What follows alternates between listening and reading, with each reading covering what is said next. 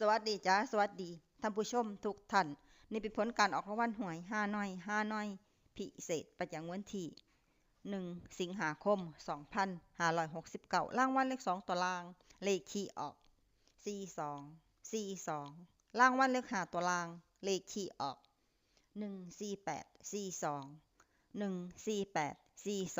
1484214842รางวัลเลข2ตัวบนเลขที่ออก4343รางวัลเลข3ตัวบนเลขที่ออก143รางวัลเลข5ตัวเลขที่ออก64143นี่ก็เป็นผลออกมันหวยฮานอยพิเศษประจำวันที่1 สิงหาคม2569ขอให้โชคดีมีชัยถูกหวยฮานอยพิเศษได้รับเงินกันทุกคนด้วยจ้าฝากไว้ได้จากซับตะไคร่กดติดตามและเป็นกำลังใจขอบคุณทุกท่านที่เข้ามารับชมและรับฟัง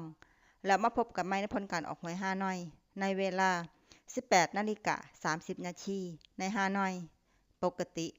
สำหรับครั้งนี้ขอบคุณและสวัสดีจ้า